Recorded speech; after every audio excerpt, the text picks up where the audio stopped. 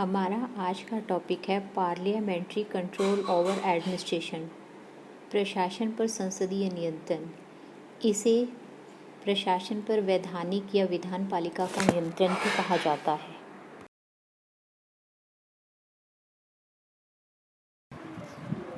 प्रशासन पर सरकार या समाज का नियंत्रण लोकतंत्र का स्वाभाविक गुण माना जाने लगा है। ऐसे क्यों कहा गया? क्योंकि प्रशासन, हमने पहले भी इसको पढ़ा है या हमें पता है प्रशासन क्या है, जो आपकी सेवा करता है, देखभाल करता है, प्रबंध करता है। इसके साथ साथ उसमें कुछ ऐसी विशेषताएं हैं जिनको हम नकार नहीं सकते और जिसके कारण वो अत्यधिक क्या होता जा रहा है, शक्तिशाली भी हो रहा है। उसका स्थायित्व, अपने क्षेत्र में उसकी निपुणता, योग्यता, प्रशिक्षित होना उसका उस क्षेत्र में, तो इन सब के कारण क्या है कि हमारे पास लोकतांत्रिक जो आपकी सरकार है या वहाँ पर रहने वाले जो लोग हैं जिनसे समाज मिलकर बना है, उन्होंने इसको आवश्यक मान लिया है। वहाँ का एक ये गुण बन गया है, फीचर बन गया है कि आपके प्रशासन पर क्या किया जाए, नियंत्रण किया जाए।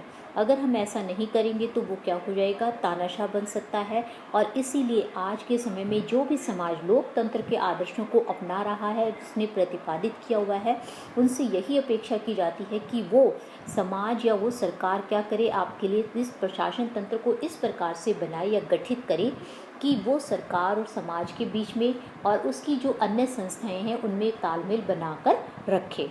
टेरी ने भी इसीलिए ये कहा, सिंपल सी बात कही टेरी ने, कि कोई भी कार्य है जो उसको नियंत्रण करने से भी प्राय क्या है, उस कार्य को क्या करना, निश्चित करना, फिर उन कार्यों का मूल्यांकन करना कि आपने जो निश्चित कार्य किए थे उनको कार्यों को आपने कितना सही, किस लेवल तक किया, क्यों नहीं किया आदि। और या फिर आवश्यक हो तो आपने क्या करना है, उसमें कोई सुधार के तरीके उसको बताने हैं। ये तरीके तो हम तब बताएंगे ना जब हम उसका क्या करेंगे, मूल्यांकन करेंगे। इस प्रकार से हमारे पास नियंत्रण से अभिप्राय हम क्या कह सकते हैं कि कार्यों को निश्चित करके, उनका मूल्यांकित करके और उसमें सुधारों की क्या करना, बात करना।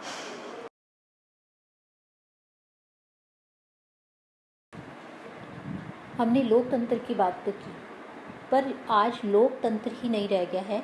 लोकतंत्र के साथ किस चीज़ का युग भी आ गया है, तकनीक का युग।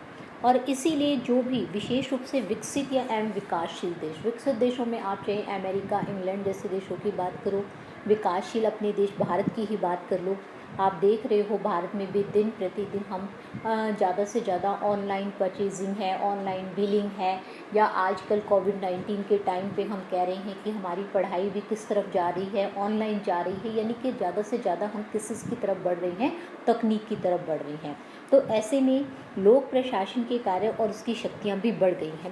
हम कह रहे हैं कि उसके कार्य और शक्तियाँ, क्योंकि जहाँ कार्य हैं वहाँ पर शक्ति अपने आप आ जाती है, कार्य को आप उत्तरदायित्व के रूप में ले सकते हो। तो और ये हमारा एक नियम है खास तौर से लोक प्रशासन का, कि जहाँ उत्तरदायित्व है वहाँ पर आपके पास सत्ता है या शक्ति है, और सत्ता है तो वहाँ पर क्या है, उत्तरदायित्व है। और जितना हमारे पास हम कहते हैं कि लोक प्रशासन के कार्य बढ़ रहे हैं, तो उतना ही हमारे पास क्या हो रहा है, उसके उत्तरदायित्व के साथ साथ शक्ति अपने आप बढ़ रही है। और यहीं पर इसीलिए ज़रूरी है कि कहीं वो इस शक्ति का क्या ना करे, दुरुपयोग ना करे, और उसकी संभावनाएं भी ज़्यादा से ज़्यादा बढ़ रही हैं। क्योंकि जो अभी मैंने पहले आपसे बात की थी कि जो लोक प्रशासन जो है आपके पास कैसा है, प्रशिक्षित है और स्थायी है। उसके बाद देखो, लॉर्ड एक्टन ने भी कहा कि शक्ति भ्रष्ट करती है और पूर्ण शक्ति पूर्णतः भ्रष्ट करती है। यहाँ पर ऐसा क्यों कहा गया? क्योंकि अगर मैं स्पेशली लोक प्रशासन की बात करूं तो लोक प्रशासन जो हमारे पास किसका रूप है, स्थायी कार्यपालिका जिसे हम मान के चलते हैं। और कार्यपालिका से मतलब क्या है, नीति लागू करना। परंतु वो सिर्फ नीति लागू नहीं करती है, उसके पास आज और कौन सी शक्ति है, नीति बनाने की भी है। वैसे तो नीति बनाने की पहले भी थी कहीं ना कहीं। कैसे? क्योंकि नीति तब बनती है जब आपके आंकड़े इकट्ठे होते हैं। उन आंकड़ों के आधार पर आपको कोई व्यक्ति उनको जो है इकट्ठा एक रूप में उसको व्यवस्थित करके क्या देता है, आपको परामर्श दे रहा है, मंत्रियों को जिनके पास वो योग्यता नहीं है, या उसकी रूपरेखा तैयार करा। वो पहले भी वही करता था, आज भी वही करता है। परंतु आज उसके पास नीति निर्माण की शक्ति क्यों बढ़ गई है? क्योंकि आपके जो कल्याणकारी राज्य हैं उसके कार्य बढ़ रहे हैं, उतनी ही उसकी नीति का दायरा जो है बढ़ रहा है। साथ में क्या है कि प्रदत्त व्यवस्थापन आप लोगों ने सुना होगा, जिसमें हम कहते हैं कि संसद हमारे पास तकनीकी क्षेत्र के अभाव के कारण या समय की कमी के कारण क्या करती है, विस्तृत रूप देने का कार्य प्रत्येक नीति का किसे दे देती है, प्रशासनिक अधिकारियों को दे देती है, जिसके कारण हम कह रहे हैं कि आज वो सिर्फ रूपरेखा तैयार करवाने में ही भूमिका नहीं निभाता नीति बनाने की, उस अपितु क्या करता है, उसे विस्तृत रूप देने का कार्य भी कहीं ना कहीं उसके हाथों में जा रहा है। तो इस प्रकार से दो शक्तियां हो गई, कार्यपालिका शक्ति पहले ही है नीति लागू करने की और वो तो उसका नाम ही है, दूसरी वैधानिक शक्ति भी आ गई प्रदत्त व्यवस्थापन के द्वारा खास तौर से, और तीसरी बात करती हूँ मैं न्यायपालिका की। आप लोगों ने प्रशासकीय न्यायाधिकरण सुने होंगे, क्योंकि प्रशासकीय न्यायाधिकरण जो ऐसे न्यायालय हैं जिनका संबंध किससे है, प्रशासकीय क्षेत्र के जो है आपके मुकदमों से है, ताकि आपके सामान्य न्यायालय जो है उनके कार्यभार को बचाया जा सके। या हमारे पास प्रशासकीय न्यायाधिकरण क्या होती हैं, उनकी प्रक्रिया थोड़ी सिंपल होती है, वकीलों की ज़रूरत नहीं पड़ती, फीस की ज़्यादा खर्चे की ज़रूरत नहीं है, आम नागरिक के लिए भी सुविधाजनक होती है। कई ऐसे गुण हैं जिसके कारण हमने क्या कर दिया, सामान्य न्यायालयों से इस क्षेत्र को बाहर रखकर किसको दे दिया, हमने प्रशासन को दे दिया।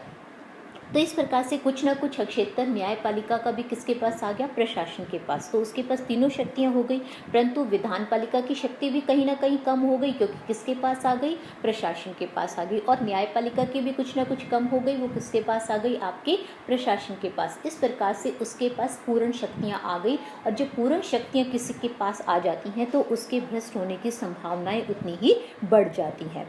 तो इसीलिए ज़रूरी है उसको नियंत्रित किया जाए, उसकी जवाबदेहीता निश्चित की जाए, और जवाबदेही सफल बनाने के लिए हमें कोई ना कोई माध्यम प्रयोग करना पड़ता है।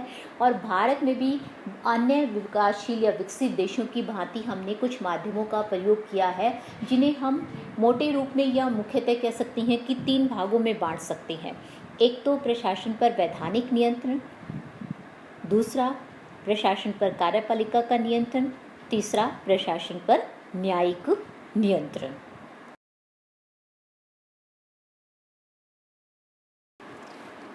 अब हम बात करेंगे तीनों नियंत्रणों में से पहले किसकी, प्रशासन पर विधानपालिका का नियंत्रण। मैंने स्टार्टिंग में भी आपको कहा था, इसे हम संसदीय नियंत्रण भी कहते हैं, पार्लियामेंट्री कंट्रोल या लेजिस्लेटिव कंट्रोल। तो कहीं आप इसे विधानपालिका यूज़ कर सकते हो और कहीं पर संसदीय यूज़ कर सकते हो। तो इसके बाद बात आती है इस पर विधानपालिका का नियंत्रण कहाँ पर, खास तौर से भारत की हमने बात करनी है। तो कहते हैं कि लोक प्रशासन पर व्यवस्थापिका का नियंत्रण विभिन्न राज्यों में विभिन्न होता है। विभिन्न राज्यों का मतलब क्या है, हम ये नहीं करें कि भारत के जैसे हरियाणा में, उत्तर प्रदेश में, बिहार एटसेट्रा में की बात करें, नहीं, विभिन्न राज्यों से मतलब है यहाँ नेशन से, देशों से, जैसे अमेरिका है, इंग्लैंड है, या पाकिस्तान है, नेपाल, जो भी आपके पास राज्य हैं, उन सभी राज्यों में भिन्न भिन्न होता है, विभिन्न होता है। क्यों, क्योंकि कहीं पर संसदीय प्रशासन प्रणाली है, कहीं पर आपके अध्यक्षात्मक शासन प्रणाली पर है, कहीं सिंगुलर आपके पास एग्जीक्यूटिव है, कहीं प्लूरल है। तो जिसके कारण भिन्न भिन्न राज्यों में विभिन्नताएं हो जाती हैं। और ये इसीलिए उसने आगे कहा कि यह शासन व्यवस्था पर निर्भर करता है। शासन व्यवस्था कौन सी, जो अभी मैंने आपसे बात की। तो विधानपालिका का निर्वाचन जो होता है जनता के द्वारा किया जाता है, ये हमें पता ही है, और जनता की इच्छाओं के अनुसार ही नीति निर्माण करना उसका उत्तरदायित्व है। क्यों, क्योंकि जनता ने इसको चुना है, एक निर्धारित समय के लिए अपने मतदान का प्रयोग किया है, और मतदान के माध्यम से कहीं ना कहीं उसने अपनी शक्ति क्या की है, उसको हस्तांतरित की है, उसको सौंप दी है। तो जब जिसकी आप शक्ति का प्रयोग कर रहे हो, तो कहीं आप उसके प्रति अपने आप उत्तरदायी हो जाते हो। तो उसका उत्तरदायित्व क्या है कि आपके पास प्रजातंत्र को कायम रखना, और प्रजातंत्र को कायम रखने से मतलब क्या है, आपके अनुसार ही आपकी नीतियों का निर्माण होना। तो संसदीय शासन प्रणाली की अगर हम बात करें भारत में जो है आपके पास, वहाँ पर कार्यपालिका जिसे आप मंत्री परिषद भी कहते हो, या आप बीच का उसका एक मुख्य भाग मंत्रिमंडल, कई बार आप उसे नाम दे देते हो, और आपका प्रशासन, उनके द्वारा आपकी शक्तियों का जो है ना, आपके कार्यों का जो है दुरुपयोग ना किया जाए, आपके लिए कुछ भी गलत ना किया जाए। शक्ति भी कह सकते हो वैसे आप इसको, क्योंकि आपने जो शक्ति उनको हस्तांतरित कर दी है, तो उसका वो दुरुपयोग ना करें, आपके अनुसार नीतियाँ बनाएं, आपके ही हित के लिए उन नीतियों को लागू करें। मैं आपको याद दिलवा दूँ, हम पहले भी जानते हैं इसको कि हमारे पास हम प्रशासन को मंत्री परिषद का पर्यायवाची मानकर चलते हैं। तो इसीलिए यहाँ पर कहा चाहे मंत्रिपरिषद है चाहे प्रशासन, क्योंकि मंत्रिपरिषद अस्थायी कार्यपालिका, प्रशासन स्थायी कार्यपालिका, एक नीति बनवाने की, पारित करवाने की शक्ति रखती है, तो दूसरी के पास क्या है, उसकी विशेषज्ञता है, निपुणता है, स्थायित्व है। दोनों एक दूसरे के पूरक हैं और निर्भर करते हैं, इसलिए दोनों के द्वारा ही शक्तियों का मिलकर दुरुपयोग किया जा सकता है। और ऐसे में विधानमंडलीय नियंत्रण का पाया जाना अति आवश्यक है। पूरा विधानमंडल जो पूरा जनप्रतिनिधियों का मंडल है और जिसके पास देश की सारी जनता का उत्तरदायित्व है। फाइनर ने भी कहा कि विधानमंडल का मुख्य कार्य जनता की इच्छा अभिव्यक्त करना, कानून निर्माण करना तथा प्रशासकीय नियंत्रण है। देखो 3 चीज़ें क्यों कही। मुख्य कार्य जनता की इच्छा अभिव्यक्त करना, यानी कि जो भी आपके विधान पालिका में जो भी आपके पास नीति बनकर आती है तो आपके विपक्षी दल या जनता के द्वारा सभी चुने गए जो आपके जनप्रतिनिधि हैं, जो सारे का मतलब जो आपके किससे दूर हैं, आपके सत्तारूढ़ दल के साथ मिले हुए हैं या दूसरे हैं, उन सब की बात करें हैं हम। उनका उत्तरदायित्व नीतियों के माध्यम से जनता क्या चाहती है उसको व्यक्त करना है, जो उनके पास किसके माध्यम से आई है, प्रशासन के माध्यम से आई है। यहाँ पर मैं आपको लोक संपर्क याद दिलवाना चाहूँगी। जनता के साथ संपर्क का साधन हमारे पास कौन है, आपका प्रशासन ही है, जो सरकार और जनता के बीच में बैठा हुआ है। सरकार के जनता के लिए क्या कर रही है वो जनता तक तो वो पहुँचाता ही है, साथ में जनता सरकार से क्या चाहती है वो भी प्रशासन सरकार तक पहुंचाती है। तो इस प्रकार जनता की इच्छाओं को अभिव्यक्त करना, वो क्या चाहती है और उसी के अनुसार उन कानूनों को बनाना, उसके बाद उस पर क्या करना, नियंत्रण करना, चाहे वो नीति बनने से पहले है चाहे नीति लागू होने के पश्चात है या लागू करते समय। अगर हम भारत की बात करें तो भारत में लोक प्रशासन पर व्यवस्थापिका के नियंत्रण को अगर हम अध्ययन की दृष्टि से कहें तो 2 भागों में बांट सकते हैं। एक है प्रत्यक्ष नियंत्रण अर्थात उसका डायरेक्ट कंट्रोल, एक है आपका अप्रत्यक्ष नियंत्रण, इनडायरेक्ट कंट्रोल।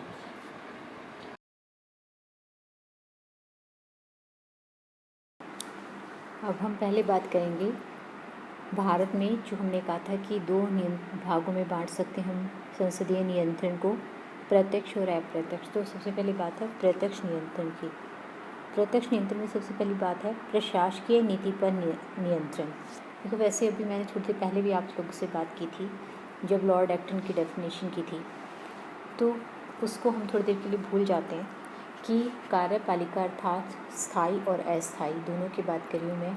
मंत्रिपरिषद और आपकी कौन सी स्थायी, कौन सी आपका प्रशासन।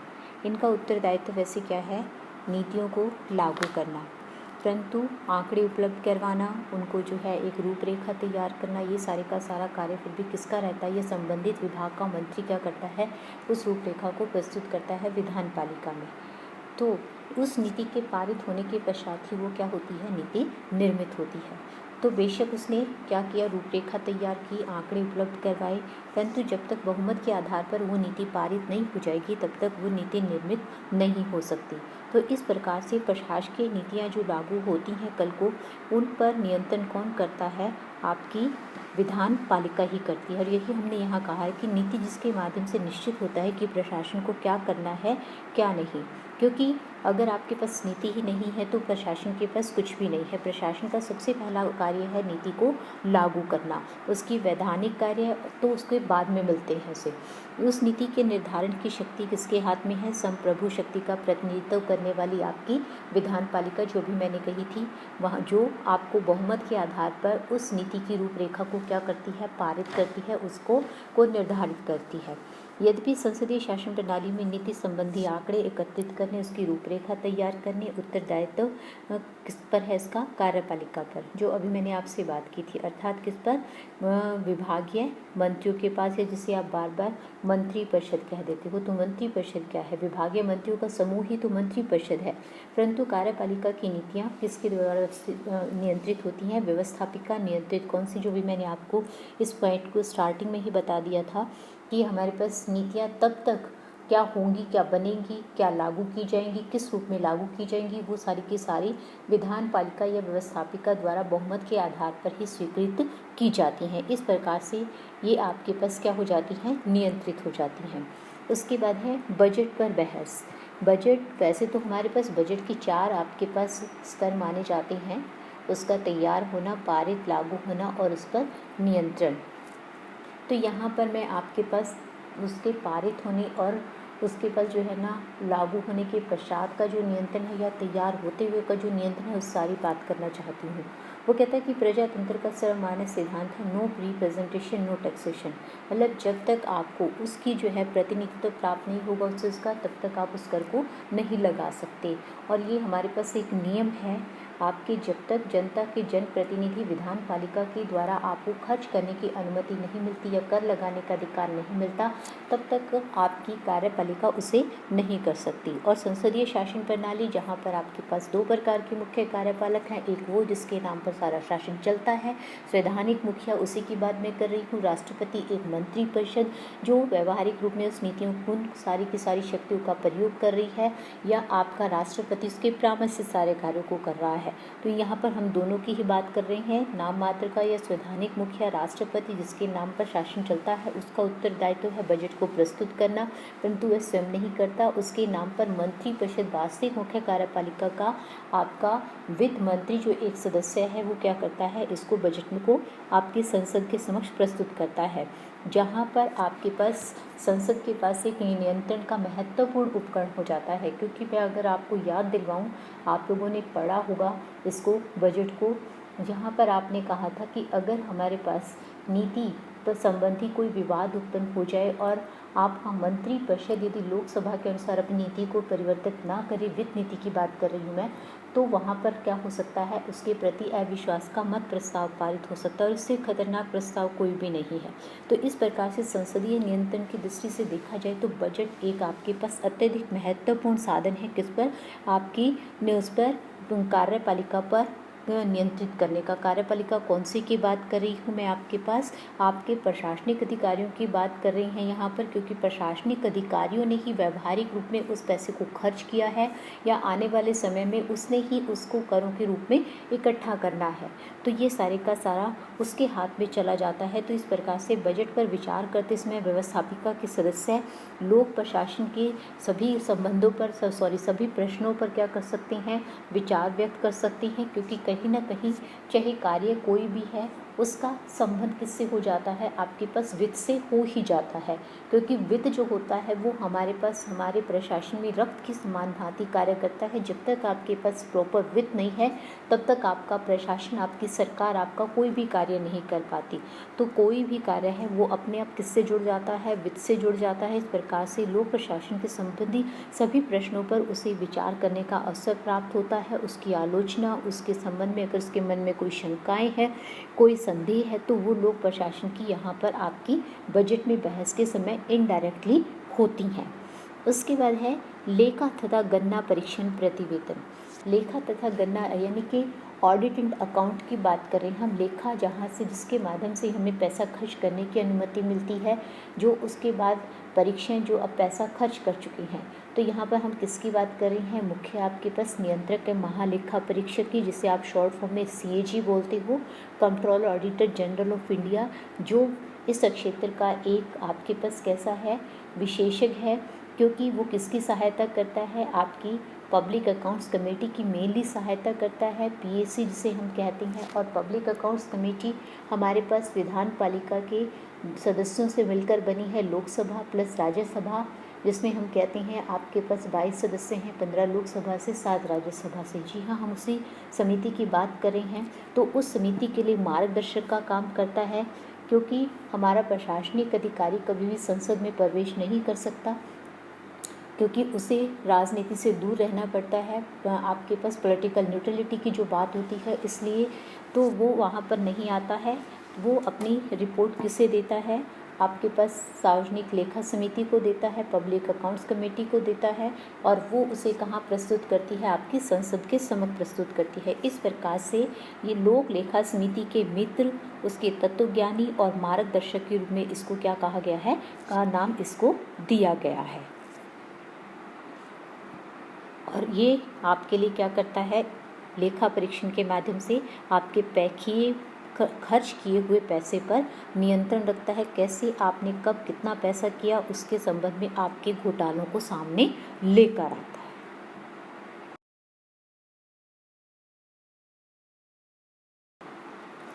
नियंत्रक या महालेखा परीक्षक की जो गणना परीक्षण में आपने की थी, जो क्या कार्य करता है आपके पास, ये देखता है कि संसद के अनुसार, नियमों के अनुसार आपने उस नीति के लिए, उसके लिए पैसा खर्च किया या नहीं किया, कहीं कोई पैसों की चोरी गबन तो नहीं हुआ। उसके बाद हम बात करते हैं वाद विवाद एवं विचार विनिमय।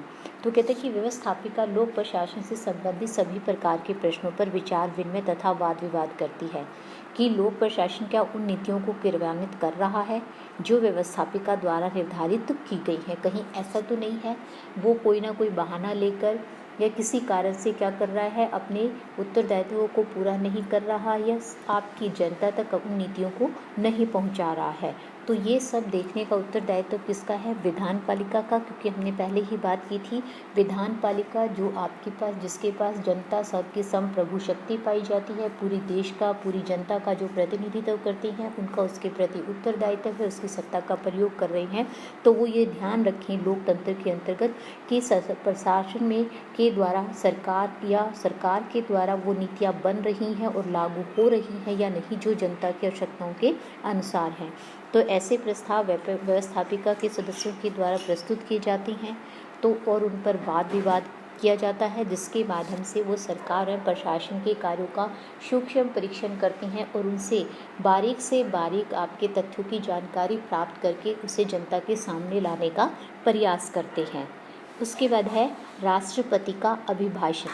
वैसे जनरली हम कहते हैं कि राष्ट्रपति के 2 अभिभाषण हो सकते हैं।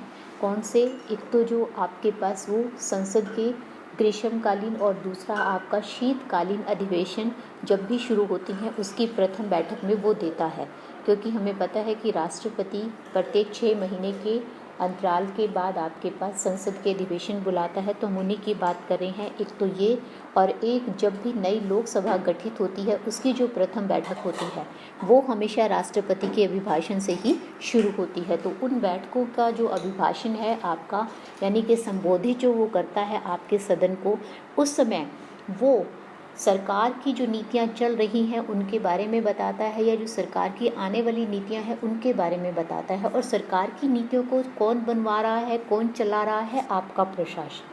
तो आप समझ गए होंगे हम किसकी बात करना चाहते हैं, कि वो किसके बारे में बात कर रहा है यहाँ पर, प्रशासन की, कि प्रशासन ने कौन सी नीति किस प्रकार से पूरी की, कहाँ उसकी चल रही है, या आने वाले समय में प्रशासन क्या कार्य करने वाला है। तो इस प्रकार से राष्ट्रपति अभिभाषण के माध्यम से भी आपके प्रशासकीय कर्मचारियों की जो है आपकी कमियां कई बार सामने आती हैं, उनकी भी आलोचना का अवसर जो है आपकी विधान पालिका को उस समय प्राप्त हो जाता है। उसके बाद है संसदीय समितियों के द्वारा। एक संसदीय समिति का नाम तो मैंने अभी आपको लिया ही था। इस प्रकार से कई संसदीय समितियां होती हैं। अभी किसकी बात की थी हमने, CAG में के साथ में पब्लिक अकाउंट्स कमेटी की। इसी प्रकार से एक एस्टीमेट कमेटी है, सुनी हुई है आप लोगों ने, बजट के अंतर्गत अनुमान समिति जिसे आप बोलते हो। इसी प्रकार से पब्लिक अंडरटेकिंग कमेटी यानी कि लोक उद्यम समिति हैं, और कुछ स्थायी अस्थायी और समितियां होती हैं, या कुछ इस प्रकार के छोटे बड़े आयोग निर्धारित किए जाते हैं जो कभी किसी जांच से संबंधित, कभी किसी चीज़ से संबंधित जो होती हैं आपके बनाए जाते हैं। उन सब की हम यहाँ बात कर सकते हैं। ये थोड़े से एग्जाम्पल हमने दिए हैं, बस इसमें ज़्यादा लंबे चौड़ों की आपको ज़रूरत भी नहीं है, क्योंकि इतना ज़्यादा मटेरियल हम लिख नहीं सकते। बात सिर्फ कॉन्सेप्ट क्लियर होने की है। तो कई प्रकार की संसदीय समितियाँ आ जाएंगी इसमें, सारी की सारी आपकी, चाहे वो स्थायी हो चाहे अस्थायी हो। तो उनके माध्यम से वो क्या करता है, आप पर नियंत्रण यानी कि प्रशासन पर नियंत्रण रखता है। और ये समितियों का उत्तरदायित्व क्या है, प्रशासन की गतिविधियों का, कहीं पर पैसे से संबंधित है, कहीं किसी और कार्य से संबंधित है, उनका विस्तृत अध्ययन करना और उनकी अनियमितताओं या उनकी गड़बड़ियों या उनके द्वारा किए गए किसी भी शक्ति के दुरुपयोग का क्या करना है, उसको सामने लेकर आना और उसकी आलोचना करना।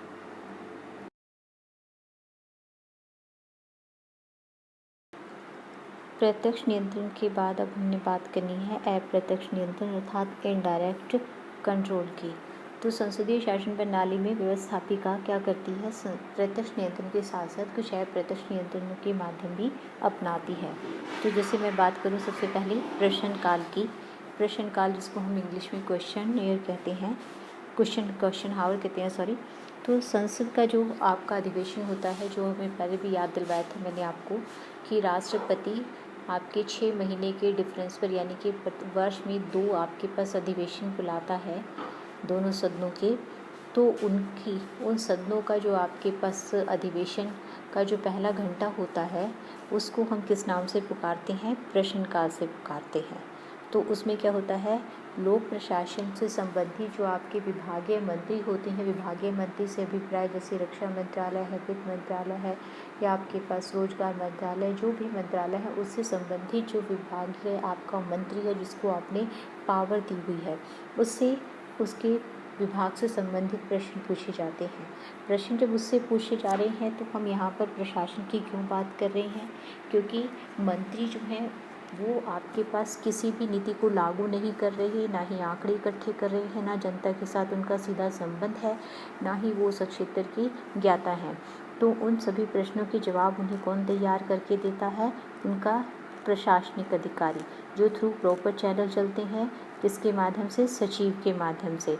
तो इस प्रकार से मंत्री जो होते हैं अपने विभागों से संबंधित जो उनसे सवाल पूछे जाते हैं उनको जवाब देने पड़ते हैं, और उन जवाबों को कौन तैयार करके दे रहा है? आपका प्रशासनिक अधिकारी। वो क्वेश्चन प्राय हम ये मान के चलते हैं कि उनके उद्देश्य प्राय 3 कहे जा सकते हैं।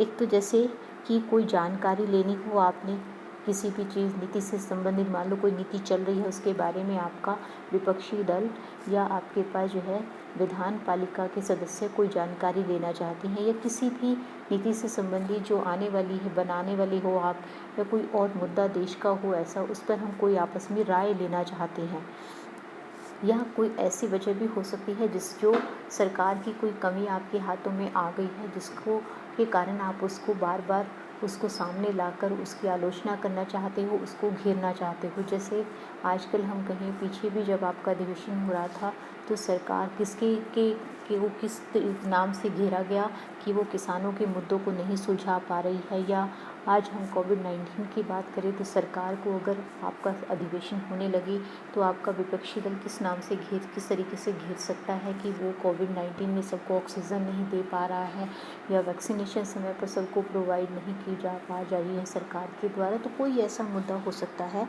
जिसको लेकर आप सरकार की कमज़ोरी बनाकर उसको तंग करने के उद्देश्य से उसको घेर सकते हो।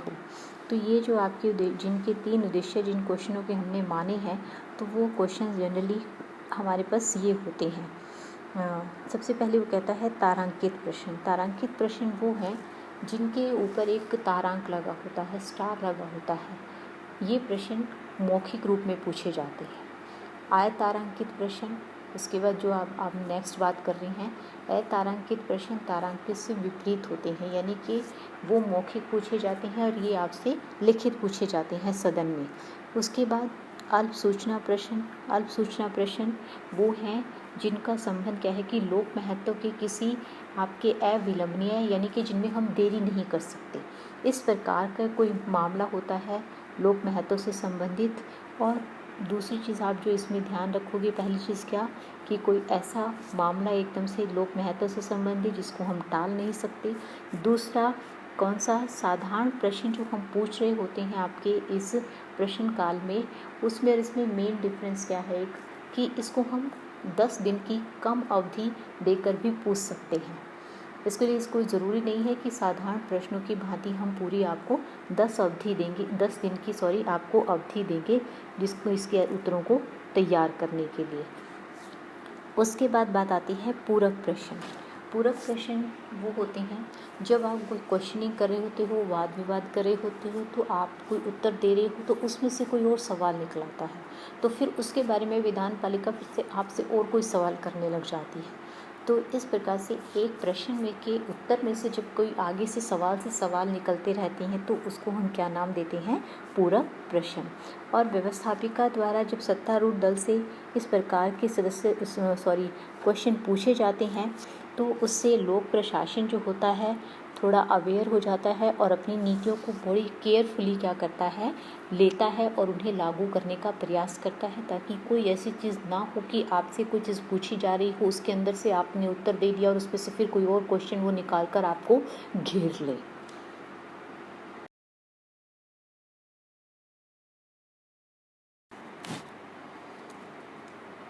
अप्रत्यक्ष नियंत्रण में उसके बाद बात आती है प्रस्ताव की। तो प्रश्नकाल की भांति संसद के पास एक और माध्यम है जिसके द्वारा वह आपकी सरकार की आलोचना कर सकती है, उससे सवाल जवाब कर सकती है, प्रशासन की कमियों को सामने लाने का प्रयास करती है। उसमें सबसे पहला है प्रस्ताव। तो उस प्रस्ताव में सबसे पहले हम बात करेंगे काम रोको प्रस्ताव की, यानी कि हम क्या कह रहे हैं, कोई कार्यक्रम चल रहा है, कोई नीति चल रही है जो शुरू हो चुकी है, उसको हम बीच में रोकना चाहते हैं। तो ये कहता है कि कई बार क्या होता है, कोई कार्यक्रम नीति जो होती है वो असफल हो जाती है या ठीक से चल नहीं पा रही है, तो उसे हम क्या कर सकते हैं, काम रोको प्रस्ताव के माध्यम से उसकी आलोचना कर सकते हैं। इसे हम कई बार स्थगन प्रस्ताव भी कह देते हैं। उसके बाद है आपके पास निंदा प्रस्ताव।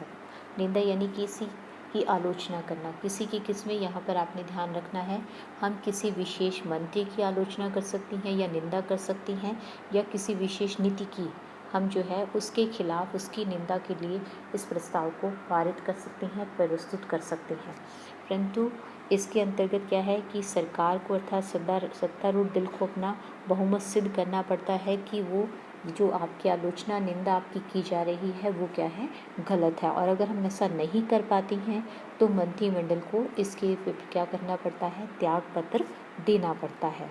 उसके बाद बात आती है आपके पास ध्यान आकर्षण प्रस्ताव। तो थर्ड प्रस्ताव कौन सा है हमारा, ध्यान आकर्षण प्रस्ताव, यानी कि किसी विशेष चीज़ की तरफ हम किसी का कोई ध्यान आकर्षित करना चाह रहे हैं।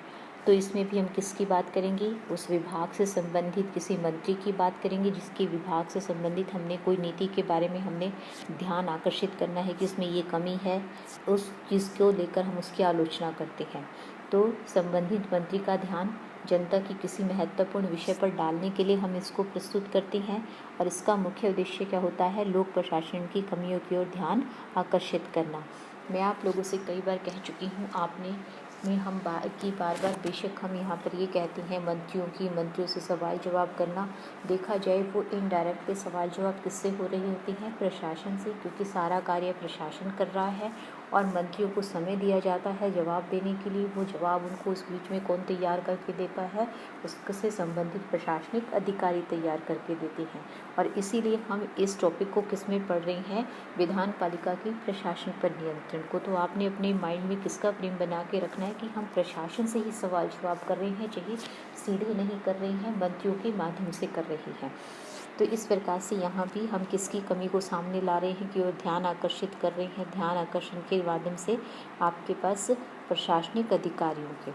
उसके बाद है सरकार के प्रति अविश्वास का प्रस्ताव। आप लोगों ने ज़रूर सुना होगा, बजट में भी मैंने आपको याद दिलवाया था, अगर हम अपनी वित्तीय नीति को अगर विधान पालिका को किसी आपकी वित्तीय नीति पर कोई आपत्ति है और अगर उसके पास इस चीज़ का बहुमत हो सकता है, वो इसमें नाखुश हो सकती है, तो ऐसे में अगर हम नीति को अपने अनुसार नहीं बदलते हैं उसके अनुसार, तो हमारे खिलाफ क्या हो सकता है, अविश्वास का प्रस्ताव।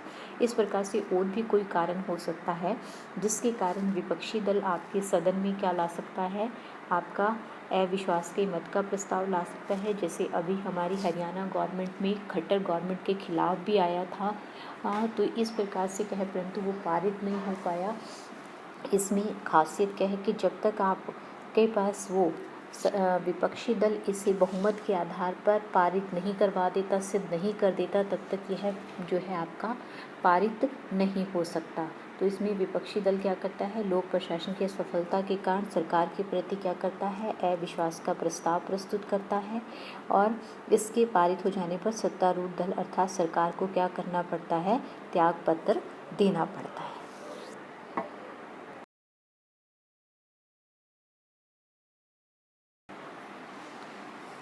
संसदीय नियंत्रण के माध्यमों के बाद हमने बात करनी है अब उसमें पाई जाने वाली सीमाओं या बाधाओं की, अर्थात जिनके कारण हम कह सकते हैं कि संसदीय नियंत्रण क्या हो रहा है, सफल नहीं हो पा रहा है, या उस रूप में सफल नहीं हो पा रहा है जिस रूप में उसे करने का प्रयास किया गया। तो सबसे पहली बात है समय का अभाव। समय का अभाव कैसे, किसकी बात करें हम, यहाँ पर विधान पालिका की बात करें। अभी भी हमने कहा था कि हमारे पास विधान पालिका के 2 ही अधिवेशन होते हैं साल में, जो 2 बार होते हैं 6 महीने के अंतराल पे, जिन्हें राष्ट्रपति बुलाता है। मैं वही याद दिलवा रही हूँ आपको। तो और जबकि हमारा देश कैसा है, विकासशील देश है, कल्याणकारी राज्य है, जिसमें दिन प्रतिदिन विभाग बढ़ रहे हैं, आपके पास सरकार या आपकी प्रशासन के कार्य बढ़ रहे हैं, उसका क्षेत्र में वृद्धि हो रही है। उसके बावजूद आपका संसद का अधिवेशन आज भी वर्ष में 2 बार होने के कारण उसके पास इतना समय नहीं होता कि वो सभी विभागों से संबंधित नीतियों के बारे में विस्तृत रूप में चर्चा कर पाई है। और जब चर्चा ही नहीं होगी तो आप क्या है कि उसकी कमियों को सामने नहीं ला पाओगे। नतीजा क्या होता है कि इससे प्रशासन पर सही नियंत्रण नहीं हो पाता और ये स्वाभाविक भी है।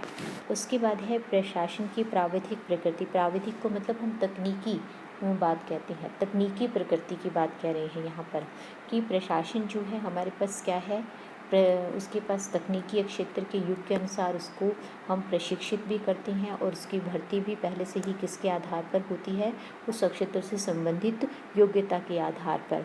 और आज का युग तो वैसे भी ऐसा है जो सामान्यों के साथ साथ विशेषज्ञों की भूमिका को बढ़ा रहा है। तो ऐसे में हमारे पास जो भारत जैसे विकासशील देश हैं, जहाँ पर हमारे पास सूचना प्रौद्योगिकी दिन प्रतिदिन प्रगति हो रही है, इंफॉर्मेशन टेक्नोलॉजी की बात कर रही हूँ मैं, जिसको आजकल आप कॉलेजेस में भी एक सब्जेक्ट के रूप में पढ़ रहे हो, तो वो परंतु उन चीज़ों का ज्ञान किसको नहीं है, विधान पालिका के सदस्यों को नहीं है। इसका परिणाम ये होता है कि हम उन कमियों को नहीं पकड़ पाते जिनका हमें ज्ञान ही नहीं है, और ऐसे में क्या हो जाता है, संसदीय नियंत्रण जो होता है इतना प्रभावशाली और सार्थक नहीं हो पाता। उसके बाद बात आती है रचनात्मक आलोचना का अभाव। रचनात्मक आलोचना का मतलब क्या है कि जब भी हम बात करते हैं, आप न्यूज़पेपर्स उठाओगे, चाहे किसी की भी बात है, कभी कोई किसी पार्टी के बारे में बोल रहा है, कोई किसी नेता की आलोचना कर रहा है, पर अगर आप ध्यान से देखोगे तो उनका उद्देश्य कभी भी ये नहीं होता कि सिस्टम को सुधारा जाए या उस कमी को रिपीट ना किया जाए। हो सकता है आज वो दूसरे पर उंगली उठा रहा है, कल जब खुद सत्ता में आता है तो खुद उससे भी ज़्यादा वो गलतियाँ करता है या उससे भी ज़्यादा आपके पास क्या करता है, आपकी वांछित उद्देश्यों के विपरीत जाकर आपके लिए कार्य करता है। तो यहाँ वही बात वो कहना चाह रहा है कि विधान पालिका के सदस्य जो होते हैं, प्राय जो आपके सत्तारूढ़ दल या संबंधित मंत्रियों की जो आलोचना कर रहे हैं, प्रशासनों की जो आलोचना कर रहे हैं, उनका मुख्य उद्देश्य कभी भी आपके पास प्रशासन में या आपके इसमें सुधार की सोच नहीं होता। वो खुद का प्रचार करने के लिए ऐसा करते हैं। खुद का प्रचार मतलब वो ये दिखाना चाहते हैं, देखो हम आपका भला सोच रहे हैं। वो आने वाले समय के लिए कहीं ना कहीं अपना वोट बैंक तैयार करने की उसमें लगे रहते हैं। तो इनका जो है उद्देश्य कभी भी सरकार या प्रशासन की व्यवस्था में सुधार न होकर क्या होता है, अपने दल का प्रचार करना होता है। तो अपने आप ही हम जिस उद्देश्य से हमने इस नियंत्रण को बनाया था वो उस रूप में आपके पास कायम नहीं हो पाता, क्योंकि उसका परिणाम ही हमें वो नहीं मिल पाता। उसके बाद है एक पक्षीय आलोचना। एक पक्षीय आलोचना से मतलब क्या है कि यहाँ पर आप जो प्रशासनिक अधिकारियों की आलोचना करते हो, उन्हें तो संसद में आने का अधिकार ही प्राप्त नहीं है। अब जो मंत्री उसका नाम लेकर ये आपके जवाब दे रहा है या जो भी बात हो रही है, हमें उसकी वास्तविकता नहीं पता होती। तो इसलिए कह रहा है कि ये हमें कोई सही चीज़ नहीं है या न्यायपूर्ण भी नहीं है देखा जाए तो, कि संसद में प्रशासनिक अधिकारियों की आलोचना एक पक्षीय होती है, क्योंकि उन्हें न तो संसद के अंदर न ही संसद के बाहर अपना पक्ष रखने का कोई अवसर प्राप्त होता है। मैंने पीछे भी आप लोगों को एक वर्ड याद दिलाया था, पॉलिटिकल न्यूट्रलिटी। उनका राजनीति से कोई लेना देना नहीं, वो किसी दल या किसी भी जो है ना नेता के बारे में सही या गलत नहीं बोल सकते हैं। उनके पास सिर्फ एक ही राजनीतिक अधिकार है, मत का अधिकार। तो इस प्रकार से जब किसी भी मंत्री की कोई नीति की कमी निकाली जाती है, कोई बात होती है, वो आप सामने आकर या पीछे से कुछ नहीं बोल सकते, परंतु उस मंत्री के माध्यम से आलोचना किसकी हो रही है, प्रशासन की ही हो रही है। उसके बाद है उत्तरदायित्व निश्चित करना कठिन है। कैसे?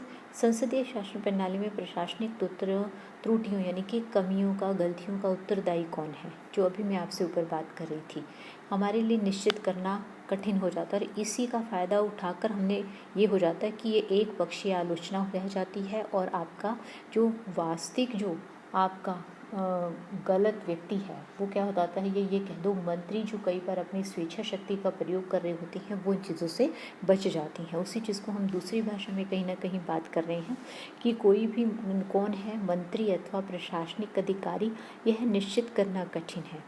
यद्यपि मंत्रिमंडल अपने कार्यों के लिए संसदीय व्यवस्था में व्यक्तिगत व सामूहिक रूप से संसद के प्रति उत्तरदायी होता है, परंतु कई बार ऐसा देखने में आया है कि राजनीतिक कार्यपालिका अपनी असफलता या सत्ता के दुरुपयोग को किस पर डाल देती है, प्रशासनिक अधिकारियों पर। और प्रशासनिक अधिकारियों को सामने आकर अपनी जो है किसी भी प्रकार की क्लैरिफिकेशन देने का कोई अधिकार ही नहीं है। वो ये नहीं कह सकते कि उन्होंने ये नहीं किया, उन्हें जैसा कहा गया उन्होंने उसके अनुसार किया है। तो वो कहाँ से ऑर्डर आया था, उससे ऊपर से आया था, परंतु वो इस चीज़ को क्लियर नहीं कर सकता, उसके पास इसका कोई राइट नहीं है। उसके बाद है समितियों और आयोगों की अप्रभावशाली भूमिका। अभी हमने बात भी की थी, आपके पास प्रत्यक्ष नियंत्रण में कई प्रकार की जांच समितियां और आयोग गठित किए जाते हैं, जो कुछ स्थायी होते हैं, कुछ अस्थायी होते हैं।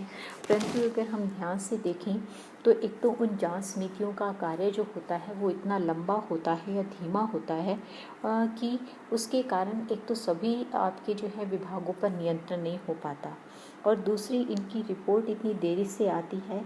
जब तक क्या होता है कि आपका सारा जो है आपकी गलतियां बहुत पीछे जा चुकी होती हैं, जिसका इतना प्रभाव नहीं रहता। जैसे मैं आपको एग्जांपल दूं, अगर पब्लिक अकाउंट्स कमेटी का ही जो नियंत्रक वहाँ लेखा परीक्षक के आधार पर आपकी रिपोर्ट प्रस्तुत होती है, तो वो ज़्यादा से ज़्यादा आपकी साल में 5 या 6 मंत्रालयों की ही जांच करती है। और मंत्रालय आपके पास आप देखो कितने हैं, कम से कम मुख्य मंत्रालय पे बात करेंगे तो हमारे पास 20 मंत्रालय, जिनको मंत्रिमंडल की बात आप करते हो। तो ऐसे में क्या होते हैं, बाकी निश्चिंत रहते हैं, करप्शन चलती रहती है। दूसरी चीज़ कि वो जांच करने के बाद बताती है कि ये पैसा तब खर्च हुआ था, यानी कि गबन पहले से हो चुका है और हो चुकी चीज़ को हम वापस नहीं ला सकते। तो इस तरीके से देखा जाए तो हमारे पास क्या होता है कि इन जांच समितियों या आयोगों के द्वारा जो रिपोर्टें दी जाती हैं वो क्या होती हैं, बहुत पुरानी हो जाती हैं या बहुत समय लगाती हैं आने में। और ख़ास तौर से एक चीज़ और देखने में आती है, ये कई बार राजनीतिक प्रभाव में भी रहती है।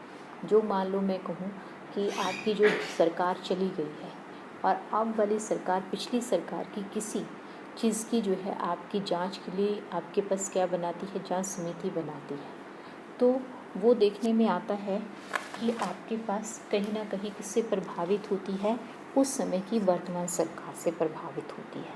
तो इसलिए हमें ये कई बार क्या होती हैं, विश्वसनीय नहीं दिखाई देती और इन पर हमें संदेह होना भी स्वाभाविक है।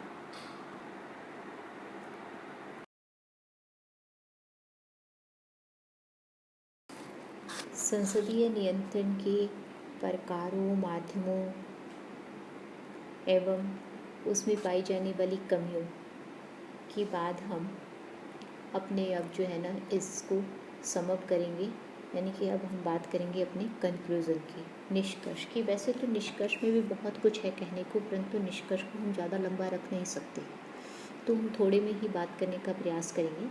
कि हम कहते हैं कि यद्यपि संसदीय नियंत्रण में कुछ कमियां पाई जाती हैं, परंतु भारत की बात करें तो हम भारतीय संसद जो है ना विशेषतः किसकी बात करें हैं, लोकसभा। मैंने लोकसभा की बात क्यों की, क्योंकि राज्यसभा के पास हम बहुत सारी चीज़ों में देखते हैं उसकी भूमिका नामात्र ही रहती है। तो ऐसे में लोकसभा जो होती है प्रशासन पर नियंत्रण का कार्य बड़ी सजगता से, बड़ी यानी कि बड़ी अवेयर होकर कर रही है। और जैसे हम बात करें एग्जाम्पल्स दें, प्रश्न बहस के समय में जो आपका वाद विवाद होता है, प्रश्नकाल होता है, उसमें भी प्रशासन के कार्य की वो लगातार समीक्षा करती है, आलोचना करती है, छोटी से छोटी कमियों को बाहर लाने का प्रयास भी करती है सॉरी। परंतु यह भी सत्य है कि इसके पश्चात भी यह नियंत्रण उतना प्रभावशाली नहीं है जितना होना चाहिए। क्यों? क्योंकि अगर फिर मैंने कहा कि लिखने के लिए हमें थोड़ा ही लिखना पड़ेगा, अगर लंबा चौड़ा बात करेंगे तो वो कंक्लूज़न नहीं रह जाएगा। अभी हमने इतनी सारी कमियों की बात की, तो उतनी कमियों को तो हम दोबारा रिपीट नहीं कर सकते ना। तो सबको आप ध्यान में देखकर सोचो तो कि उतना प्रभावशाली क्यों नहीं रह पाता है। फिर भी हम थोड़े में बात करें तो व्यवहारिक रूप में देखा जाए तो इसमें संसद में समय के अभाव जो हमने बात की, तकनीकी विशेषज्ञता की कमी है, ये मेन सी चीज़ें हैं। तो उसके साथ साथ हम जो एक मुख्य कमी इस नियंत्रण में हमें जो देखने को मिलती है वो कौन सी है, प्रशासन पर प्रत्यक्ष नियंत्रण न होना। जो अभी हमने बात की थी कि हम संसदीय शासन प्रणाली में ये निश्चित नहीं कर पाते कि उत्तरदायित्व तो मंत्री का है या प्रशासनिक अधिकारी का। शक्तियों का प्रयोग तो दोनों ही कर रहे हैं कहीं ना कहीं।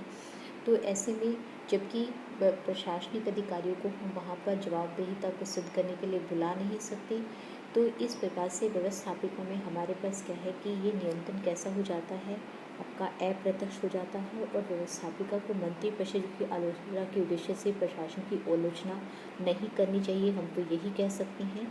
उसको अपितु क्या करना चाहिए, व्यवस्थापिका को कानून के द्वारा सरकारी अधिकारियों की सीमाएं निश्चित करनी चाहिए।